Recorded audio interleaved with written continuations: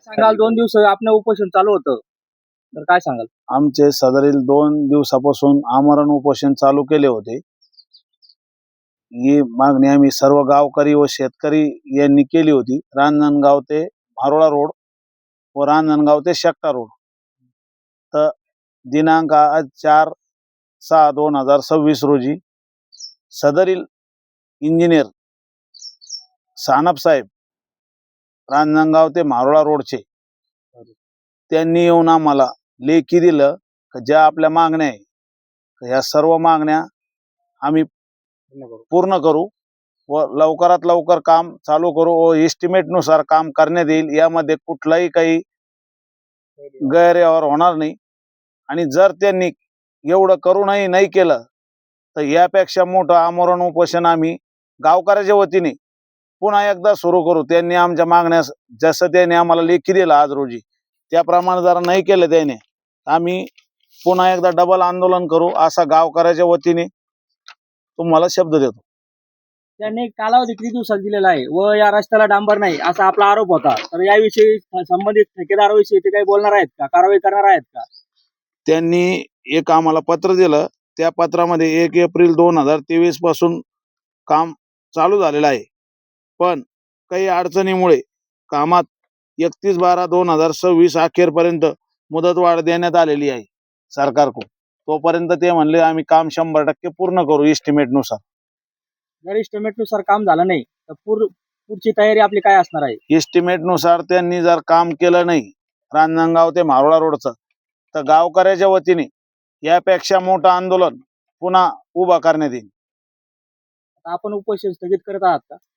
हा, त्यांनी आमच्या मागण्या मान्य केल्या, लेखी दिला आम्हाला. हे लेखी दिलेलं आहे. या सर्व मागण्या जर त्यांनी पूर्ण केल्या तर ठीक, न केल्या तर आम्ही यापेक्षा मोठं आमरण उपोषण याच ठिकाणी पुन्हा चालू करू.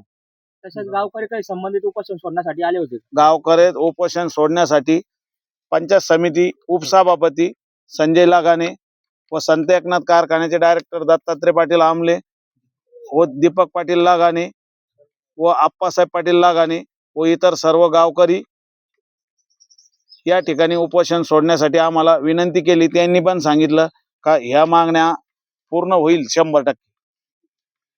आणि दीपक पाटील फांदाडे संत एकनाथ कारखान्याचे डायरेक्टर ते उपोषण स्थळी सकाळी 10 वाजेपासून इंजिनियर येऊपर्यंत आणि उपोषणाचे पूर्ण मागण्या पूर्ण होईपर्यंत या ठिकाणी थांबले होते. तसेच सध्या सकाळी वैयक्तिक अधिकारी आले असतील. आपला बीपी व शुगर किती होता? त्यावेळेस त्यांनी चेक केला सर, 130 BP होता. आणि शुगर नाही चेक केलं सर, बीपी चेक केलं फक्त. बीपी चेक केला. गोळ्या वगैरे. तसेच आता आपण उपोषण सोडलं तर त्यांच्या सांगण्यावरून सोडलं का गावकऱ्याच्या सांगण्यावरून सोडलं? नाही, अधिकाऱ्याच्या सांगण्यावरून व गावकऱ्याचे काही नेते मंडळी यांनी शब्द दिला का बुवा एस्टिमेटनुसार काम होईल. हे तुम्ही जेवढ्या मागण्या मागितलेल्या आहे ह्या पूर्ण मागण्या आम्ही पूर्ण करू. आणि आम्ही उपोषण चालू केलं असता त्यांनी रांजणगाव ते शेकटा रोड सकाळी 11ला उपोषण चालू केलं. त्यानंतर 2 तासानंतर यंत्रणा हल्ली आणि 2च तासात रांजणगाव ते शेकटा रोडचं काम पुन्हा चालू केलं. आणि हे रांजणगाव ते शेकटा रोडचं त्यांनी आम्हाला लेखी दिलं का कुठल्याही प्रकारचं आता काम बंद होणार नाही, रेग्युलर मध्ये काम चालू करण्यात येईल. शेकटा रोडचे इंजिनियर आहे तारू साहेब यांनी लेखी दिलं कालपासून काम चालू झालेलं आहे आणि यापुढेही काम चालू राहील आणि एस्टिमेटनुसार काम करण्यात येईल. तसेच आपल्या समिती विकास सर काय सांगाल? आज उपोषण झालं, उपोषणाची आज स्थगिती करण्यात आली. आज दिनांक 4 जून 2026 रोजी कालपासून सुरू असलेलं हे जे बाप्पासाहेब पाटील आमले हिंदवी स्वराज्य सामाजिक संघटनेचे अध्यक्ष आहे त्यांचं या ठिकाणी आमरण उपोषण सुरू होतं. त्या उपोषणाला गावकरी त्याचबरोबर गावातील सर्व युवा वर्ग असेल, नागरिक असेल यांनी मोठ्या प्रमाणात पाठिंबा दिला होता. व हे उपोषण रांजणगाव ते मारोळा या रस्त्यासाठी तसेच रांजणगाव ते शेकटा या 2 रस्त्यासाठी त्यांच्या मुख्य 6 मागण्या होत्या. त्या मुख्य 6च्या 6 मागण्या या ठिकाणी पूर्ण मंजूर झाल्या असून या 6च्या 6 मागण्यावर पूर्ण कारवाई होईल अशी या ठिकाणी सरकारी अभियंता यांनी ग्वाही दिली आहे.